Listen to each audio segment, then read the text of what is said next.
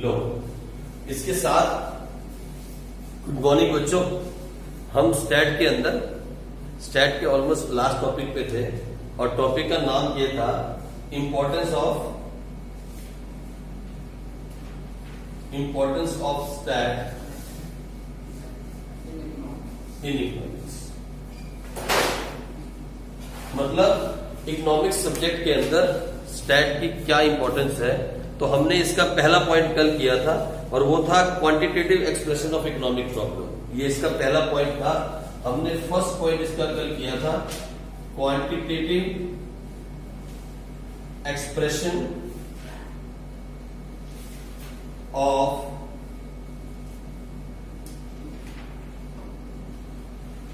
Economic problem. आप कालका बोले हलवाई को जानते हो? कालका हलवाई जानते हो? गोल चक्कर रोड पे है। ओके ठीक है, वैसे पूछा मैंने, इसके लड्डू बहुत टेस्टी होते हैं इसलिए पूछा। ठीक है, quantitative expression of economic problem.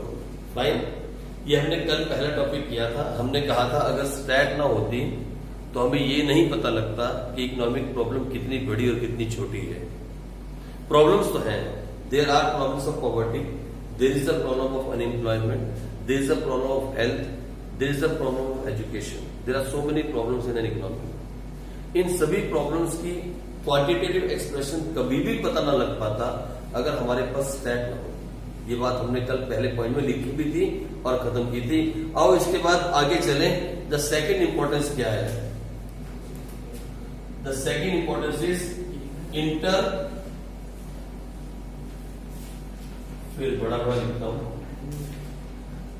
इंटरसेक्टरल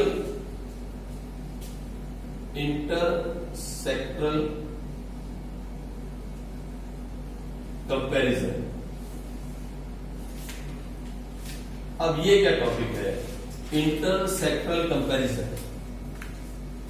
लिखो इसके अंदर आप statistics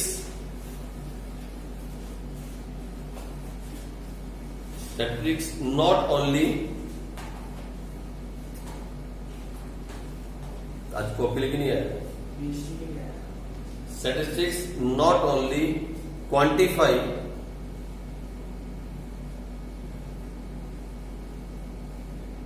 the economic problem, statistics not only quantify means quantity, quantify the economic problem but also help to compare it across different sectors,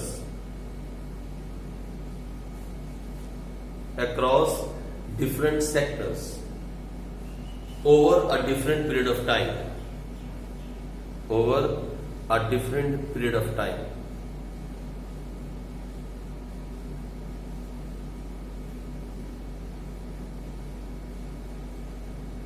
सुनो मेरी बात समझ में आ रही है? क्लियरली समझ में बात आ रही होगी। सिर्फ पॉइंट का मतलब ये है, एक प्रॉब्लम उठा लो, कोई एक प्रॉब्लम से पॉवर्टी एक प्रॉब्लम है, गरीबी एक प्रॉब्लम है, एक समस्या है। हम पहले वाले पॉइंट में ये पता कर पाए कि देश में कितने गरीब हैं, the total number of poor people in the country पता लग गया। क्यों? क्वांटिटेटिव एक्सप्रेशन हो गया किसका? Economic problem. एग्जाम्पल एक ही लेके चलते हैं ताकि सारी बात समझ में आए। ये प्रॉब्लम थी पॉवर्टी का मतलब हुआ गरीबी, POVERTY, पॉवर्टी मीन्स गरीबी। ठीक है, हमने यहां से पता किया कि पूरे हिंदुस्तान के अंदर 25% यानी हर 100 में से 4 लोग गरीब हैं, ऐसा हम मान के चलते हैं। वैसे ऐसा है नहीं है, आपको जान के हैरानी होगी। हिंदुस्तान के अंदर हर 10 में से मतलब हर चौथा आदमी जो है वो क्या है? पुअर है। हर चौथा आदमी हिंदुस्तान में पॉवर्टी लाइन में आता है, हर चौथा आदमी, जिसे सही तरह से खाना नहीं मिलता। पॉवर्टी को कैसे कैलकुलेट करते हैं, हम पॉवर्टी को कैसे नापते हैं? 12th क्लास का केस है। 12th क्लास में एक चैप्टर आएगा पॉवर्टी, उसमें बताया जाएगा कि पॉवर्टी को हम जज कैसे करते हैं कि कौन पुअर है और कौन रिच है। उसके बारे में हम पढ़ेंगे, बात की बातें हैं। लेकिन अभी मान लो, एज्यूम कर रहे हो, ये एजम्पशन है कि हिंदुस्तान के अंदर 25% लोग गरीब हैं। ये हमें कैसे पता लगा? Because of this quantitative expression of economic problem. अब what is the meaning of this intersectoral comparison. अब हम इसके साथ स्टैट के साथ इसके डीप में जाके पता कर सकते हैं कि एग्रीकल्चर सेक्टर, प्रोडक्शन सेक्टर और सर्विस सेक्टर, आप देख रहे हो 3 तरह के सेक्टर हो गए ना।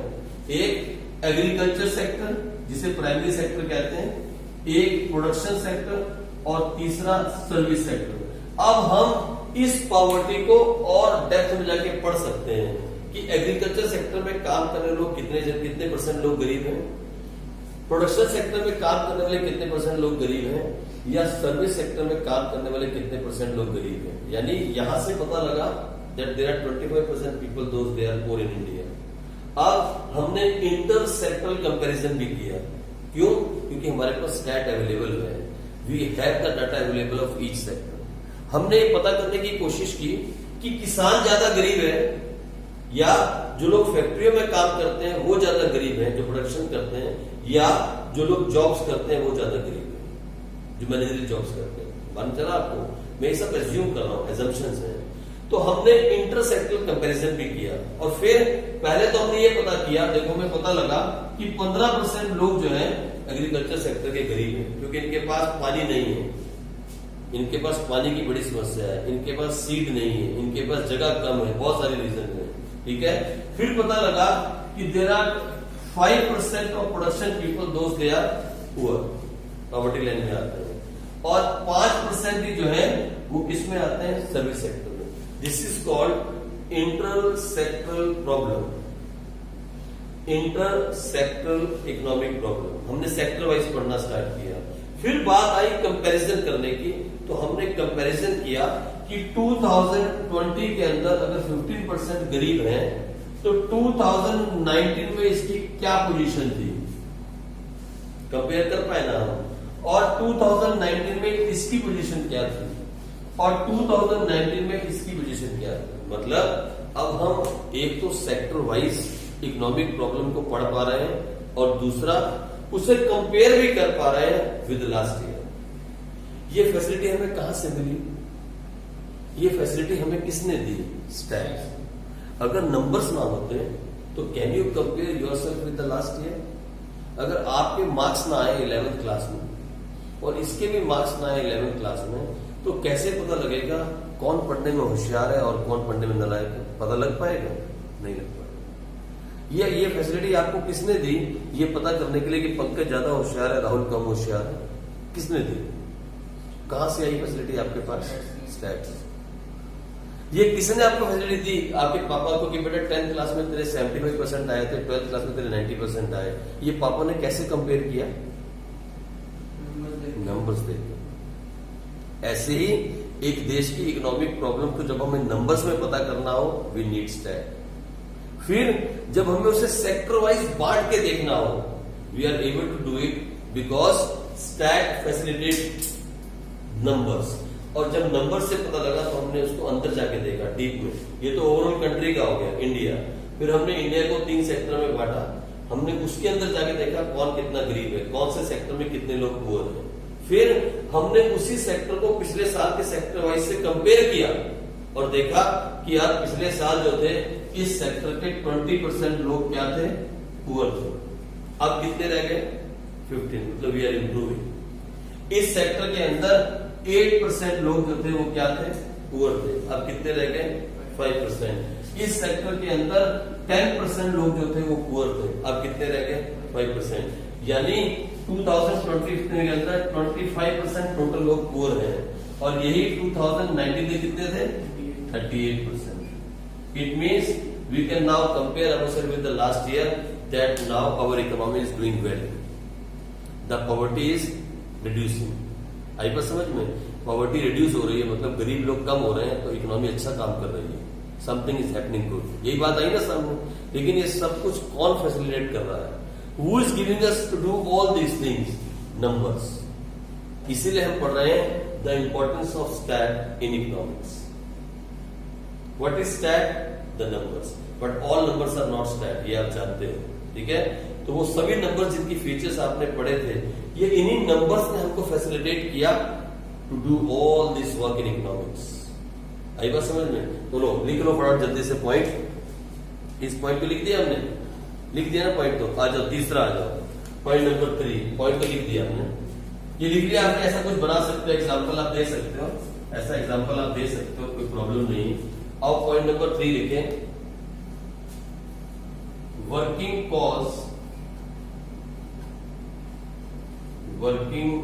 Cause and effect relationship.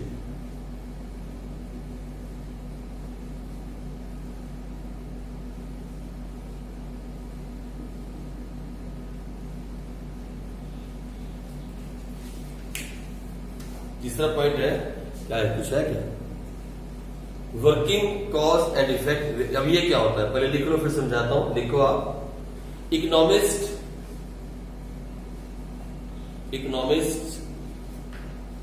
Try to find,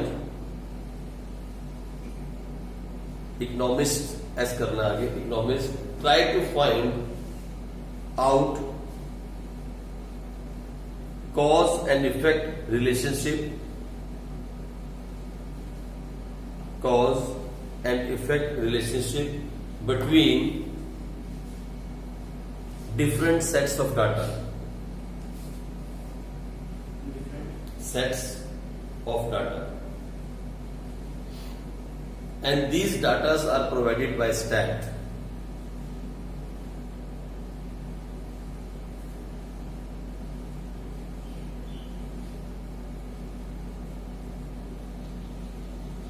For example, same example लेते हैं, and these data are provided by, कौन डाटा प्रोवाइड करता है बोलो? Stats. Very good. For example, इसी एग्जाम्पल लेके चलते हैं पॉवर्टी को। For example, if you want to study the cause of poverty, if you want to study the cause of problem of poverty,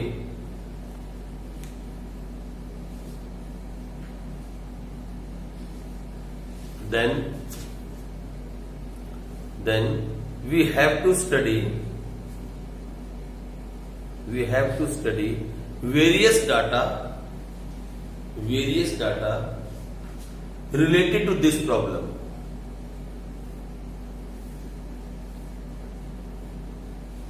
Various data related to this problem, which are again provided by the stat. Which are again provided by the stat. अब सुनो, लिख लिया आपने तो मैं समझाता हूं कहानी क्या है। ये देखो,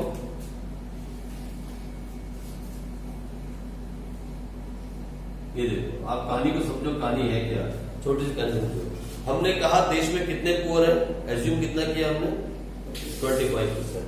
सुनो मेरी बात, सिर्फ ये कह देना कि 25% पुअर है, क्या प्रॉब्लम का सोल्यूशन आ जाएगा? क्या प्रॉब्लम का सोल्यूशन हो जाएगा? नहीं। हमें सबसे पहले ढूंढना होगा द कॉज ऑफ पॉवर्टी। क्या ढूंढना होगा? The cause of poverty. क्या ढूंढना होगा? कारण क्या है, मतलब गरीबी का कारण क्या है? व्हाट इज द कारण? कारण नहीं, कारण। गरीबी का कारण क्या है? What is the cause of poverty? अरे भाई, जब हमें कॉज ऑफ पॉवर्टी ढूंढना होगा, when we have to find the cause of poverty, we have to find so many things. Reason पहला, सबसे पहले हमें पढ़ाई के बारे में देखना होगा। एजुकेशन की प्रॉब्लम क्या है? Sorry, education. क्या लोग पढ़े लिखे हैं? हमारे यहां लोग गरीब क्यों हैं? क्या लोग सच्ची में पढ़े लिखे हैं? दूसरा, we have to study the knowledge. क्या सच्ची में लोगों के पास नॉलेज है? लोग गरीब है क्यों? तीसरा, we have to study the self employment. क्या लोग खुद को रोजगार दे पा रहे हैं? क्या लोगों के पास अपना खुद का कोई काम है? क्या ऐसा कुछ लोग कर पाते हैं? क्योंकि पॉवर्टी के पीछे क्या प्रॉब्लम हो सकती है? पॉवर्टी क्यों होती है? People are poor why? या तो उनके पास एजुकेशन नहीं है, they are not educated. Education नहीं है तो काम नहीं कर सकते, ठीक है? या उनके पास एजुकेशन है, उन्होंने एमबीए की है, जैसे उस दिन टीवी में दिखा रहे थे, एमबीए की है 40% से, बीकॉम है, एमकॉम है, परसेंटेज क्या है? 40%। तो 40% को कौन जॉब देगा भाई? आप हमारे जमाने में आप फर्स्ट डिवीजन में थे, 65% एमकॉम थी, फिर भी इतनी अच्छी जॉब नहीं मिली, है ना? तो ये तो फंस गए, आप वहां चले गए फौरन। लेकिन फिर भी 65% भी अगर एमकॉम में थे तो उस वक्त भी जॉब जो थी आपको नॉर्मल जॉब ही मिल सकती थी हमारे जमाने में, जब कंपटीशन कम था। और 60% से हाई नंबर वाले को बोलते थे डिस्टिंक्शन से पास हुआ है, क्या बोलते थे? उसको बहुत अच्छे नंबर मिले, है ना? 70-70% तो स्कॉलरशिप आ जाती थी। लेकिन फिर भी हमने बहुत मेहनत की। लेकिन आपके जमाने में आज तो शुरुआत ही 95% से होती है। आज जब किसी कंपनी के पास रिज्यूम जाता है, आप रिज्यूम भेजते हो, तो कंपनी क्या करती है?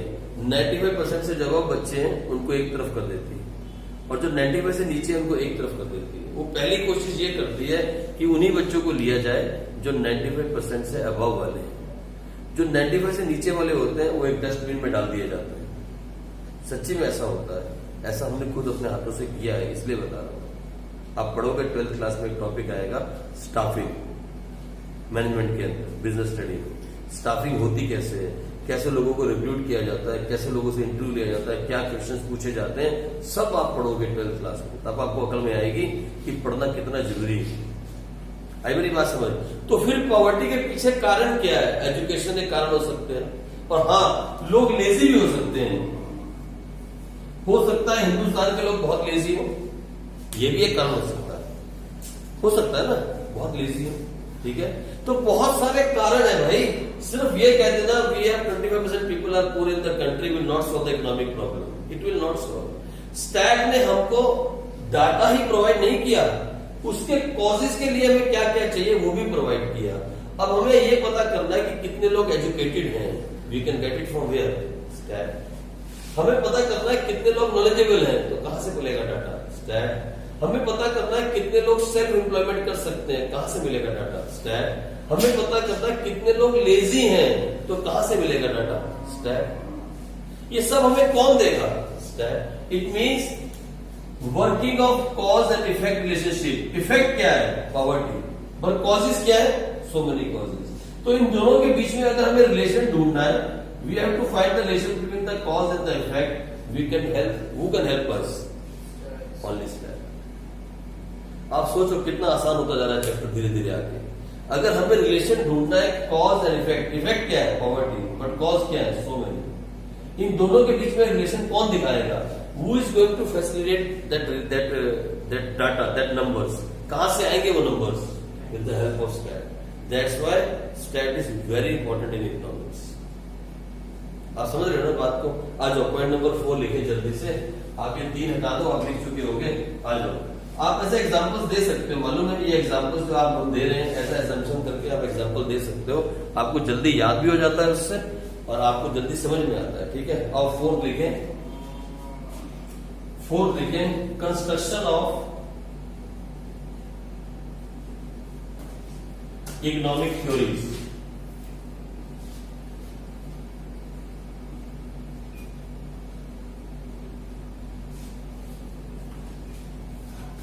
ये लिख लो आप, मैं समझाता हूं क्या है। Economic theory is an established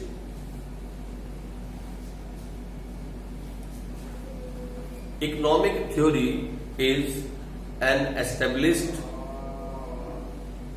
statistical relationship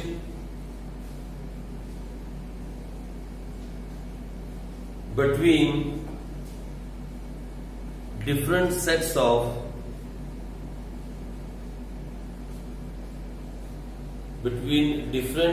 of statistical data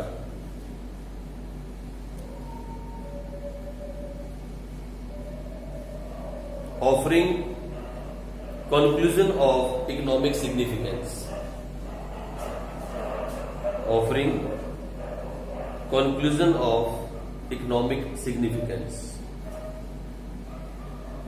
अब सुनो, कहानी बहुत डिफिकल्ट सी है, लेकिन मैं आपको समझाता हूँ सिंपल कहानी में। देखो इधर, जब आप माइक्रो इकोनॉमिक्स पढ़ रहे थे, तो मैंने कहा था हमने माइक्रो को 3 हिस्सों में बांटा। हम माइक्रो में क्या पढ़ते हैं? द थ्योरी ऑफ कंज्यूमर, जिसमें हम थ्योरी ऑफ डिमांड पढ़ते हैं। चैप्टर का नाम है ना थ्योरी ऑफ डिमांड। आपके पास चैप्टर है थ्योरी ऑफ डिमांड। क्या थ्योरी है वो? इकोनॉमिक थ्योरी है ना, जिसे आप पढ़ने वाले हो। फिर आपके पास एक चैप्टर है थ्योरी ऑफ सप्लाई, पढ़ते हो ना। ये थ्योरी ऑफ डिमांड जो हमें बोलती है कि प्राइस के बढ़ने से हमेशा डिमांड कम हो जाती है और प्राइस के घटने से हमेशा डिमांड बढ़ जाती है। किसी भी चीज का अगर प्राइस बढ़ेगा उसकी डिमांड हमेशा कम हो जाएगी। आप अभी पढ़ोगे आगे, मैं आपको थोड़ा समझाता हूं। देखो इधर, जब हम इकोनॉमिक थ्योरीज की बात करते हैं तो आप छोटा सा एग्जांपल लेके चलो, थ्योरी ऑफ डिमांड। ये आप पढ़ने वाले हो। डिमांड कौन करता है? कंज्यूमर। हम लोग डिमांड करते हैं, खाने की डिमांड हम करते हैं। तो देखो डिमांड के अंदर दो रिलेशनशिप होते हैं, एक प्राइस और एक डिमांड। फाइन, मैं समझाऊंगा, आगे भी आप पढ़ोगे। तो प्राइस जब किसी चीज का बढ़ेगा तो उसकी डिमांड क्या हो जाएगी? कम हो जाएगी, ठीक है। और जब किसी चीज का प्राइस घटेगा तो उसकी डिमांड क्या हो जाएगी? अप हो जाएगी। मैं आपको एग्जांपल देता हूं। आप प्याज तो घर में खाते हो। आज से 5 महीने पहले प्याज का प्राइस क्या था? ऑलमोस्ट 100 रुपीज किलो, ठीक है। मैं आपको एग्जांपल देता हूं, आपके किचन का एग्जांपल, ताकि आपको जल्दी समझ में आ जाए। प्याज का प्राइस क्या था? आपने मम्मी को ये बात कहते हुए सुना होगा, बेटा अभी सलाद में मत काटना, प्याज बहुत महंगा हो रखा है। ये बात किसने सुनी कहते हुए?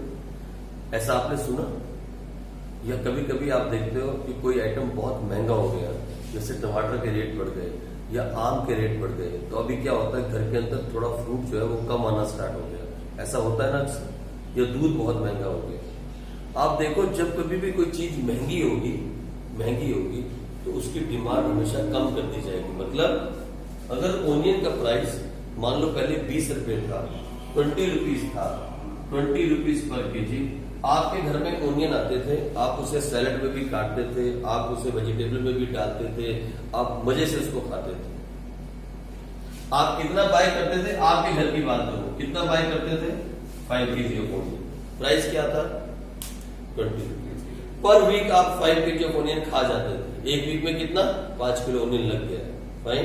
लेकिन यही प्राइस बढ़ के अगर 100 रुपीज पर किलो हो जाए, 100 रुपीज पर किलो, तो फिर आप 5 किलो बाय नहीं करोगे।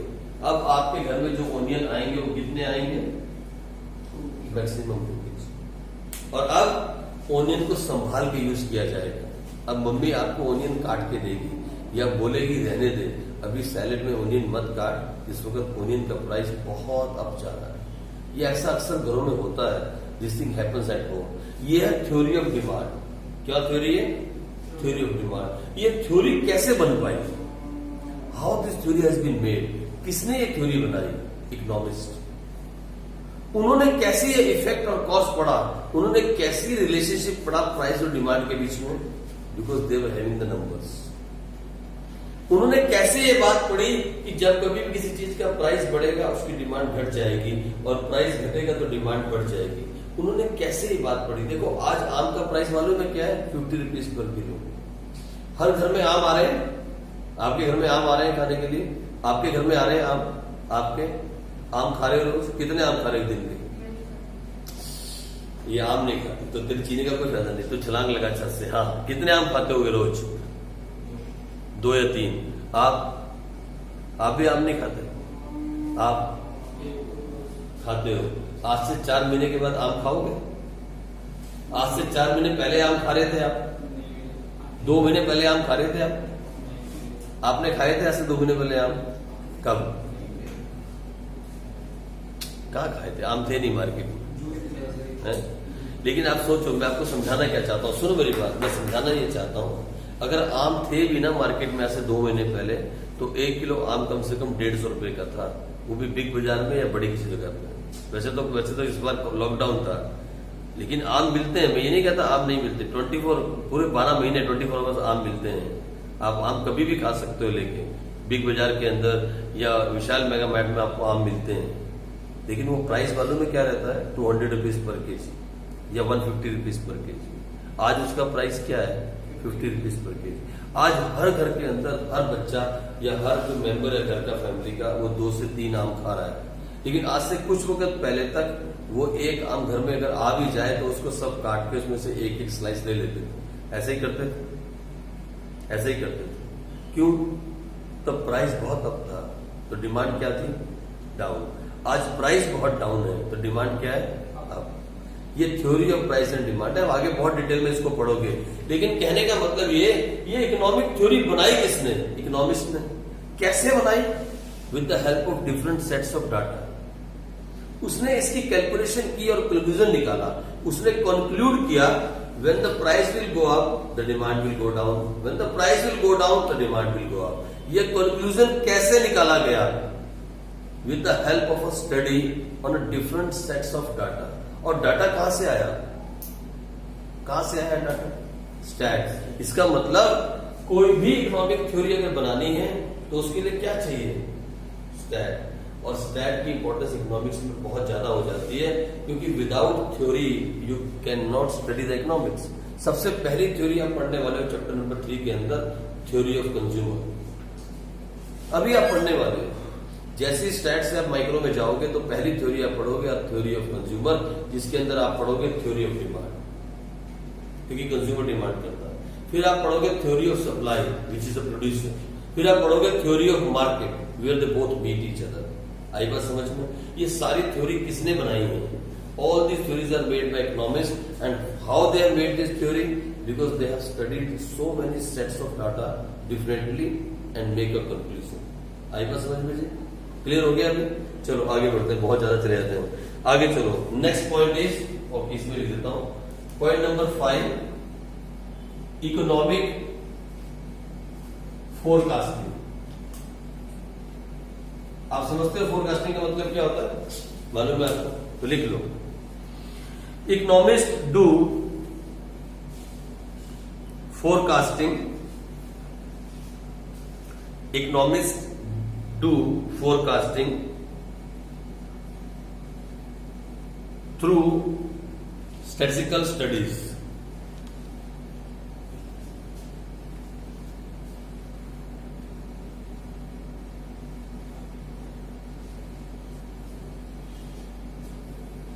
And this forecasting is not possible.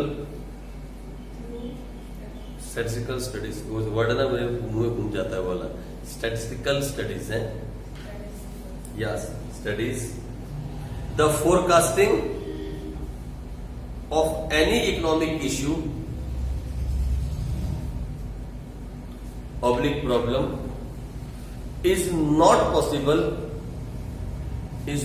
Possible without the data.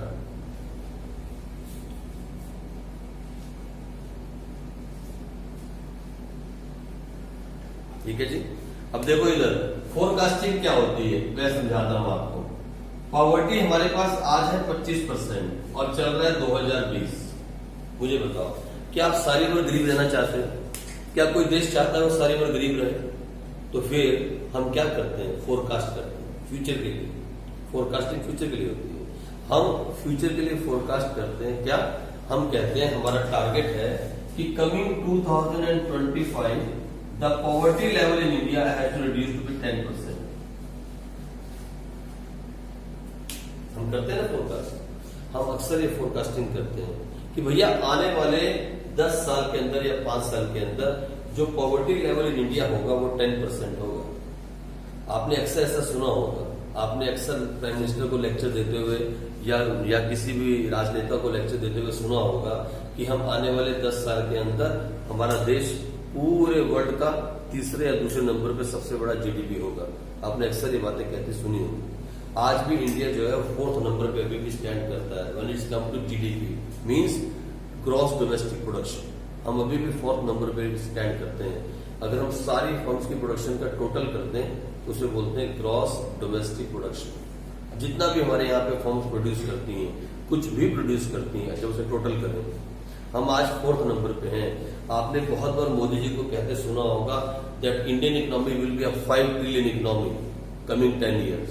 ऐसी बात आपने कहीं सुनी हो भाई? ये फोरकास्टिंग वो कैसे कर पाते हैं? Who give them that weight advice कि आने वाले 10 साल में इंडिया में कोई गरीब नहीं होगा, आने वाले 15 साल में इंडिया के हर बच्चा एजुकेटेड होगा, आने वाले 10-20 साल में हर एक लोग के पास घर होगा, कोई बेघर नहीं होगा। How can he give that information? ये इंफॉर्मेशन आती कहां से है? With the help of economics. और इकोनॉमिक्स इसको कहां से पाते हैं? With the help of data. वो पिछले 10 साल को कंपेयर करते हुए अगले 10 साल को फोरकास्ट कर देते हैं, क्योंकि उनके पास पिछले 10 साल के डाटा हैं। वो देख रहे हैं कि पिछले 10 साल से पॉवर्टी किस तरीके से रिड्यूस होती जा रही है। देख रहे हो? उनके पास पिछले 10 साल के डाटा इकट्ठे हैं। They have the data, they have the numbers for last 10 years. और नंबर कहां से मिले? स्टैट से। तो with the help of the numbers for last 10 years you can forecast the next 5 years, कि अगले 5 साल में ऐसा होगा। अभी आप कोरोना की बात सुनो, अभी कोरोना चल रहा है मालूम। दिल्ली के सीएम ने कहा कि आने वाले जुलाई तक दिल्ली के अंदर 5 लाख कोरोना के केसेस होंगे। आपने सुना ये बात? आपने सुना होगा। दिल्ली के सीएम अरविंद केजरीवाल ने स्टेटमेंट दिया कि आने वाले जुलाई तक, 31 जुलाई तक दिल्ली के अंदर there will be 5 lakh cases of corona. From where he get that data? कैसे फोरकास्ट किया? उसने फोरकास्ट कैसे कर लिया? ये फोरकास्टिंग उसने कैसे की कि जुलाई में, आने वाली जुलाई के अंदर हमारे पास 5 लाख केसेस होंगे और हमें 80,000 बेड्स चाहिए होंगे। Will be required 80,000 beds in Delhi. ये फोरकास्टिंग कैसे हुई? How they are doing this forecasting? With the help of the numbers. क्योंकि वो देख रहे हैं कि पिछले, जब से कोरोना स्टार्ट हुआ अप्रैल से, तब से लेके अप्रैल से कोरोना स्टार्ट हुआ, अप्रैल की स्टडी की गई, मई की स्टडी की गई, जून की स्टडी की गई, और वो ये देख रहे हैं कि इसका जो ग्राफ है वो इस लेवल से इंक्रीज कर रहा है। तो उन्होंने जज किया, फोरकास्ट किया। ऐसा नहीं कि जरूरी होंगे, उन्होंने क्या किया? फोरकास्ट किया। आई मेरी बात समझ? तो इकोनॉमिस्ट जो होते हैं वो फोरकास्ट कर सकते हैं with the help of data. ठीक है जी, चलो ये भी खत्म हुआ, छोड़ दो, बहुत हो गया। आ जाओ आगे, कोई नेक्स्ट पॉइंट? वैसे तो एक और पॉइंट है छोटा सा, फॉर्मुलेशन ऑफ पॉलिसीज। आप लिख लो, ये ज्यादा एक्सप्लेन नहीं करूंगा। Formulation of policies. फॉर्मुलेशन का मतलब होता है पॉलिसी बनाना। कोई भी पॉलिसी अगर हमें बनानी है, if you have to make any policy or a plan, we can not make it without the data. अब एक आपको एक प्लानिंग करनी है, that I want to get 95% marks in class 12 या I want to get 95% marks in class 11 in the final exam. आपको ही planning करनी है, तो क्या आप ये प्लानिंग कर सकते हो विदाउट द नंबर्स? इतने घंटे इकोनॉमिक्स पढ़ूंगा, इतने घंटे अकाउंट्स पढ़ूंगा, इतने घंटे बीएसटी पढ़ूंगा, हाफ ईयरली में यहां तक करूंगा, उसके बाद मेरा सिलेबस ऐसे खत्म होगा, ऐसे में रिवाइज करूंगा। ये सब क्या है भाई? All this is what? Numbers. क्या आप अपनी लाइफ में कोई भी प्लानिंग कर सकते हो without numbers? You can not make a plan, you can not form a policy कि मैं कैसे पढ़ने वाला हूं, कैसे उठने वाला हूं, सोने के 8 घंटे, खाऊंगा तो इतना टाइम वेस्ट करूंगा, 2 घंटे में सब खा पी जाऊंगा, नहा धो लूंगा। वो क्या है? Means you can not even form a policy of your self. आप अपने लिए कुछ प्लान नहीं कर सकते विदाउट नंबर। तो एक कंट्री चल सकती है इसके बिना? नहीं। Any policy to be form we need numbers, we need stat. ठीक है जी, तो लिख लो। How does the finance minister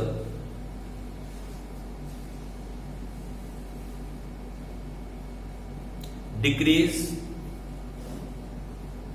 or increase the taxation?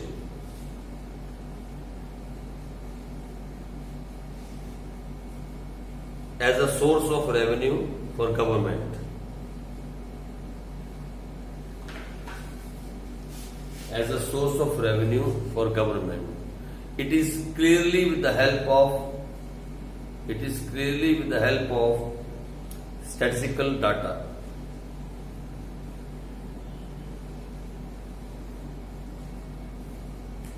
आपने कभी ये बात सुनी होगी फाइनेंस मिनिस्टर को बोलते हुए, जब बजट आता है साल में एक बार, सुना कभी आपने बजट आज तक? कभी बजट देखा है आज तक? आपको मालूम है हमेशा अप्रैल में बजट आता है। अब तो खैर जल्दी आने लग गया, अप्रैल में आता था पहले, अब शायद मार्च में आता है। बजट आता है साल के, एक साल में एक बजट आता है, गवर्नमेंट बजट पेश करती है। कभी सुना है बजट आपने? अच्छा, कभी ये कहते हुए सुना है आपने, यार ये चीज महंगी हो गई, इस पे गवर्नमेंट टैक्स लगा दिया, पहले टैक्स नहीं था अब टैक्स लग गया? कभी सुना है ये बात? लग गया ना। ये फाइनेंस मिनिस्टर ने कैसे डिसाइड किया कि अभी भैया रिचार्ज पे टैक्स लगाना है और आटे पे टैक्स नहीं लगाना? कहां से डिसाइड किया? कहां से टैक्स डिसाइड किया? Because of the numbers. उसे लगा कि लोग रिचार्ज बहुत यूज कर रहे हैं, there are so many people using this data and they are wasting their time, they are wasting their time making TikTok videos and all this. उन्होंने क्या किया, उन्होंने इंटरनेट पैक महंगा कर दिया। उससे क्या होगा, उससे बहुत सारे लोग ऐसे होंगे जो इसको यूज नहीं करेंगे। लेकिन आटा, यहां डाटा, इंटरनेट डाटा और यहां आटा, दूसरी तरफ आटे को सस्ता करा है। आटा गरीब को 2 रुपए किलो में दे रहे हैं, 3 रुपए किलो में। क्यों? क्योंकि वो एसेंशियल आइटम है। ये फाइनेंस मिनिस्टर ने कैसे, कौन डिसाइड करता है? फाइनेंस मिनिस्टर, वित्त मंत्री, देश का वित्त मंत्री। उन्होंने कैसे ये डिसाइड किया that we have to increase the tax on data and we have to reduce the tax on atta? कैसे डिसाइड किया? With the help of data, with the help of numbers. उन्हें ऐसा पता लगा कि there are so many young people using internet and wasting their time. Cigarette, tobacco, देखा है कभी? सिगरेट के ऊपर 90% तक टैक्स बढ़ा दिया गया है। अल्कोहल, वो दारू जो लोग पीते हैं, उसके ऊपर 70% तक टैक्स बढ़ा दिया गया। क्यों? उन्हें लगा कि लोग जब अल्कोहल को पीते हैं तो उनकी हेल्थ खराब होती है। लेकिन उन्हें ये पता कैसे लगा कि कितने लोग अल्कोहल पीते हैं? How we came to know? From the numbers. तो उसने क्या किया, उसने अल्कोहल पे टैक्स बढ़ा दिया ताकि गवर्नमेंट का रेवेन्यू भी बढ़ जाए और लोग कम पीना शुरू करें, लोग कम पिए ताकि लोगों की सेहत खराब ना हो। सिगरेट पे टैक्स बढ़ा दिया, अल्कोहल पे बढ़ा दिया, दूध पे टैक्स कम कर दिया। क्यों? क्योंकि दूध बच्चे पीते हैं, यंगस्टर पीते हैं, उसने दूध पे टैक्स कम कर दिया, आटे पे टैक्स कम कर दिया, पानी पे टैक्स कम कर, किसी चीज पे टैक्स बढ़ा रहा है, किसी पे टैक्स घटा रहा है, ऐसे कर रहा है ना, बैलेंस कर रहा है। ये बैलेंसिंग को कैसे कर सके, किस पे टैक्स बढ़ाना है, किस पे टैक्स घटाना है, ये पॉलिसी कैसे बनी? Just because of the statistical data, क्योंकि उनके पास नंबर्स थे। तो स्टैट की बहुत इंपॉर्टेंस है। हमने टोटल स्टैट की 6 इंपॉर्टेंस पढ़ी इन इकोनॉमिक्स, ठीक है, और भी बहुत है, अनगिनत है। तो ये टॉपिक खत्म हुआ। एक लास्ट टॉपिक इस चैप्टर में रह गया, वो भी हम खत्म करेंगे और उसके बाद इस चैप्टर को एंड करें, वो है डिस्ट्रस्ट ऑफ स्टैट। टॉपिक का नाम है डिस्ट्रस्ट ऑफ स्टैट।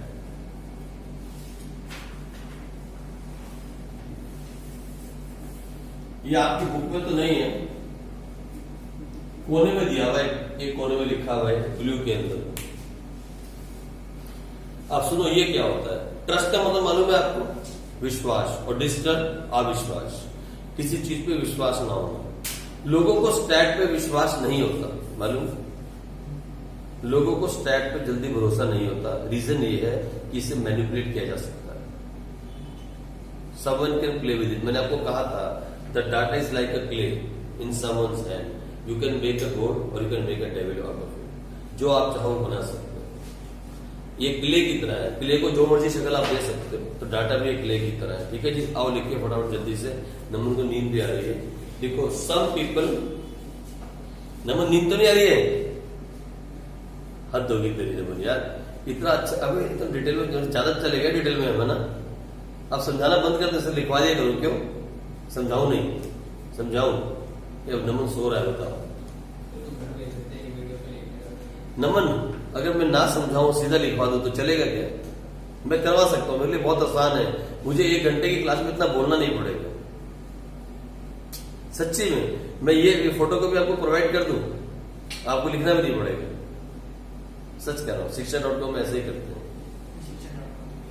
शिक्षा.com के अंदर से बच्ची मेरे पास आई थी जब वो अनीशा पढ़ने के लिए, वो मुझे बोलती है सर जितना आपने लिखवा दिया ना 15-20 दिन में, 12th क्लास में जब कंपार्टमेंट आई उसकी, कहती इतना मैंने 2 साल में भी नहीं लिखा। वो मैडम नोट्स प्रोवाइड कर देती हैं और ऐसे नोट्स को लेके चले जाओ और नोट्स से पढ़ते जाओ। मैं कहा फिर नोट्स क्यों प्रोवाइड करती हैं, बुक में लाइन लगवा देना और इजी हो जाएगा।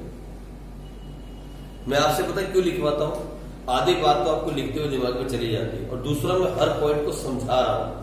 उसके समझाने के पीछे का रीजन ये है कि अगर आप पॉइंट भी भूल जाओ ना, तो एटलीस्ट वो एग्जाम्पल आपके दिमाग में रह जाए, और आप एग्जाम्पल लिखोगे ज्यादा अच्छे नंबर मिलेंगे instead of writing the story. ये जो थ्योरी लिखते हैं ना या स्टोरी टाइप, अगर आप उसे ना लिख के एग्जाम्पल से बात को समझाओगे ना मैडम को, तो मैडम बहुत खुश होती है। उसे लगता है कि इसे डीप नॉलेज है। आई मेरी बात समझ? इसीलिए मैं इसको डीपली समझाना चाहता हूँ हर चैप्टर, चाहे वो स्टैट है, चाहे इकोनॉमिक्स माइक्रो है, चाहे आपका अकाउंट्स है। मैं कहीं भी शॉर्टकट में नहीं पढ़ाऊंगा, इसलिए टाइम लगता है यार, इसलिए नमन को अब नींद आ रही है। तो लिखो जल्दी से। Some people have misgivings about statistics. Misgivings about statistics. And they have made some observations about stat. And they have made some observations about statistics. कुछ लोगों के माइंड में ऐसी ऑब्जर्वेशन है स्टैट को लेके। वन, वो बोलते क्या है? नंबर वन, स्टैटिस्टिक्स आर, आप भी लिखो, स्टैटिस्टिक्स आर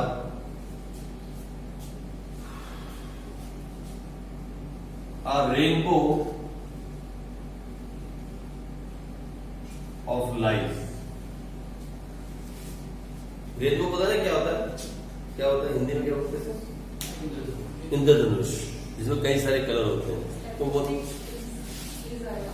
स्टैटिस्टिक्स आर किस कलर? ओके, चलो ठीक, सीजीएम की बात मान लेते हैं। Is a rainbow of life, ठीक है। वो लोग ऐसा मानते हैं कि जो स्टैट है वो झूठ का इंद्रधनुष है, इसमें झूठ ही झूठ है, ठीक है। उनको ऐसा लगता है। और कुछ लोगों को ऐसा लगता है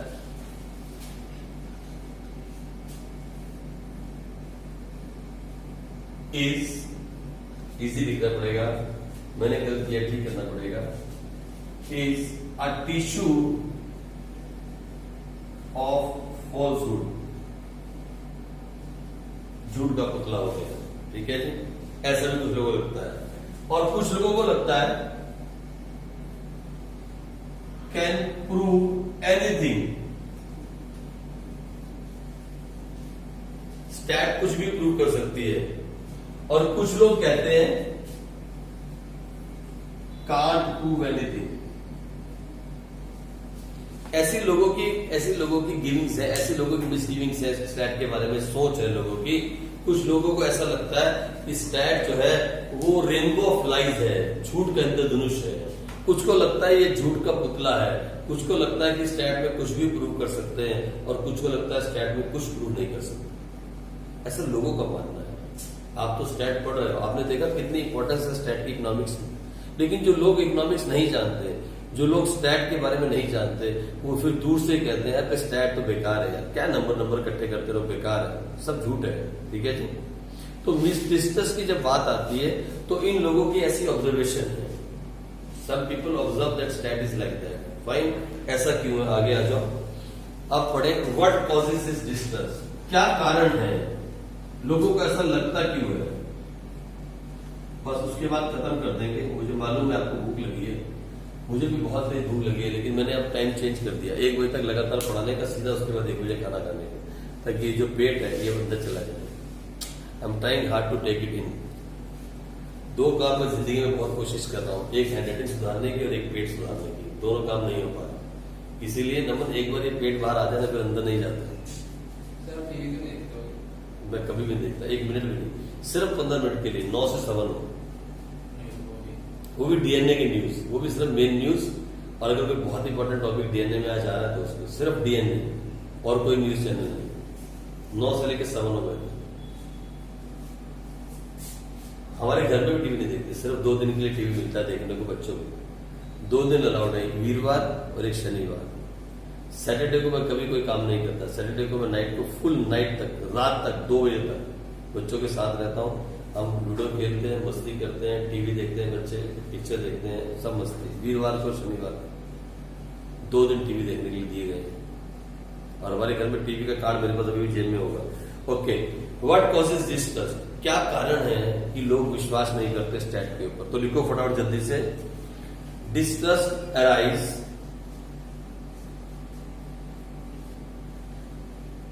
arise not arise, distress arise because not at all, because there is anything wrong,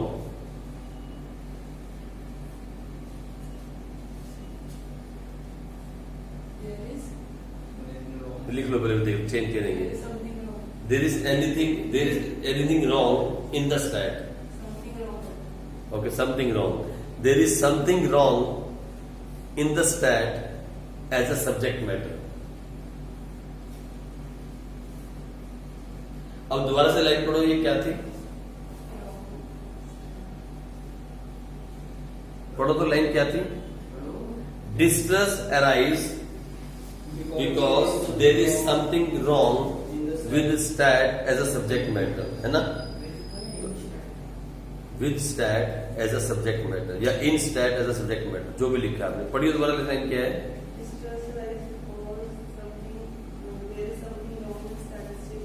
okay, अब चेंज करो और उसमें जहां लिखा था ना डिस्ट्रेस अराइज, वहां बीच में एरो लगे लिखो distress not arise.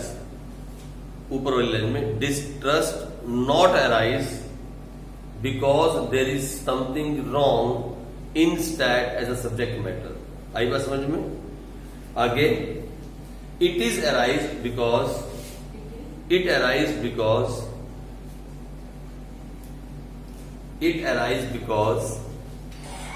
because the user of stats, it arises because the users of stats have started manipulating the stat.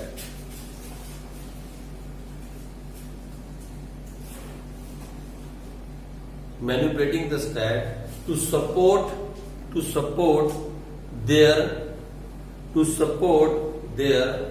conclusions. ठीक है जी. अब सुनो मेरी बात, कहना क्या चाहते थे, बात क्या थी हिंदी के अंदर? बात ये थी कि जो डिस्ट्रेस है वो इसीलिए अराइज नहीं हुआ कि स्टैट में कुछ गलती है. स्टैट का सब्जेक्ट मैटर बिल्कुल बढ़िया है. The subject matter of stat जो हमने पढ़ा था ना, nature of stat, scope of stat पढ़ा था, वहां पे आपने सब्जेक्ट मैटर, वो बिल्कुल बढ़िया है, उसमें कोई गलत नहीं है. गलती इसलिए हुई, ये डिस्ट्रेस इसीलिए आया कि जो लोग यूज करते थे स्टैट को, उन्होंने अपने हिसाब से उसे मैनिपुलेट करना स्टार्ट कर दिया.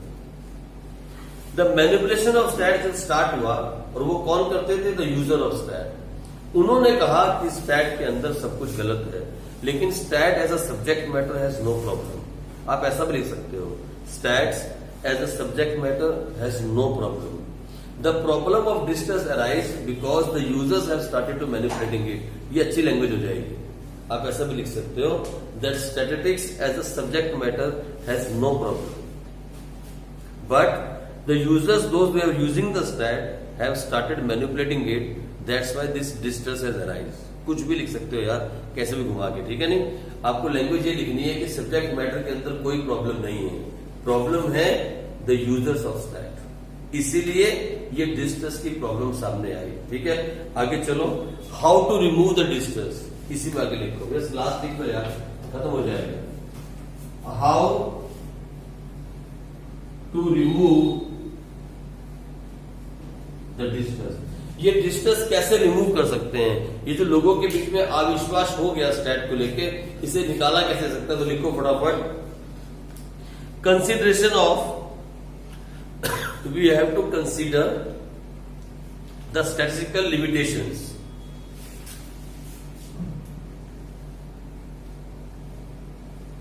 नंबर 1, हमें इसकी लिमिटेशंस को ध्यान में रखना चाहिए. Number 2, only experts are to be allowed to use stat. सिर्फ एक्सपर्ट्स को अलाउ किया जाए टू यूज स्टैट. ठीक है, बस ये दो तरीके से हम इसके डिस्ट्रेस को निकाल सकते हैं. ये दो तरीके से हम रिमूव कर सकते हैं. क्या? डिस्ट्रेस. हम चाहे हर एक आदमी को, हर एक भाईगिरी को स्टैट यूज करना अलाउड मत करो. सिर्फ एक्सपर्ट्स ही स्टैट को यूज करें, पहली बात. और दूसरी, हम लिमिटेशंस को कंसीडर करें दिमाग के अंदर, फिर हम स्टैट को यूज करें. ठीक है जी, चलो बस खत्म हुआ ये चैप्टर. इसके बाद आगे हम स्टार्ट करेंगे chapter number 2 which is collection of data. Fine, चलो और बढ़िया.